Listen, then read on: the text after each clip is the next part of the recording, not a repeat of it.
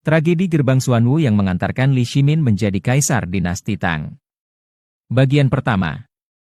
Pada budaya populer industri kreatif Mandarin, sosok Li Shimin ini telah beberapa kali diangkat ke layar kaca, di antaranya selain The Long Ballad 2021.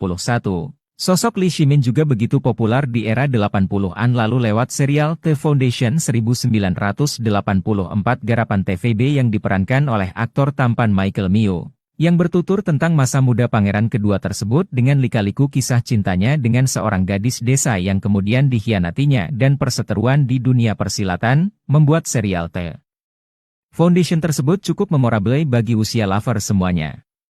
Selain itu sosok Li Shimin juga hadir dalam serial kolosal The Grand Channel 1987 yang diperankan oleh Sean Lau. Li Shimin lahir sebagai putra kedua Kaisar Li Yuan, yang ikut membantu ayahandanya melakukan pemberontakan terhadap dinasti Sui dan kemudian mendirikan dinasti Tang. Saat sang ayahanda memimpin Tang, Li Shimin mendapat gelar sebagai Pangeran Qin.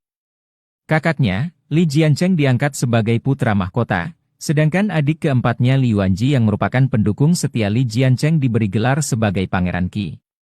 Perseteruan dua kakak beradik untuk mendapatkan tahta naga dinasti Tang makin memuncak saat terjadinya tragedi Gerbang Xuanwu. Berikut ini sedikit petikan dari Wikipedia tentang tewasnya putra mahkota Li Jiancheng di Gerbang Xuanwu. Tahun 626, perseteruan antar saudara itu mencapai titik klimaks. Li Shimin semakin merasa tidak aman karena setiap saat terancam dibunuh oleh kakaknya sendiri. Para bawahan Li Shimin seperti Fang Xuanling, Du Ruhui, dan Zhang Sun Wuji berkali-kali mendorongnya agar bertindak sesegera mungkin sebelum terlambat. Sementara di pihak Li Jiancheng, Wei Zheng juga terus menyarankannya melakukan hal yang sama. Li Jiancheng membujuk ayahnya untuk mendepak orang-orang kepercayaan Li Shimin seperti Fang dan Du, juga perwira pengawalnya Yu Qi Jingde dan Cheng Xijie, dari jajaran staf Li Shimin. Zhang Sun, yang masih tersisa di samping Li Shimin, terus mendesak atasan sekaligus iparnya itu untuk tidak ragu lagi untuk mengambil tindakan. Musim panas tahun itu, Tujue Timur kembali menyerang. Kaisar Gaozu semula hendak mengirim Li Shimin untuk menghadapi mereka, tetapi belakangan ia berubah pikiran dan memutuskan untuk mengirim Li Yuanji. Li Yuanji diberikan komando atas pasukan yang termasuk di dalamnya merupakan pasukan Li Shimin yang ditransfer padanya.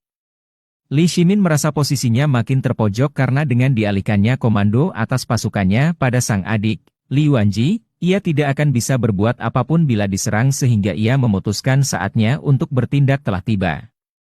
Secara rahasia ia mengutus Yu Qi untuk memanggil kembali Fang dan Du ke kediamannya. Ia juga menyampaikan laporan palsu pada ayahnya yang mengatakan bahwa Li Jiancheng dan Li Yuanji terlibat perzinahan dengan selir-selir ayahnya.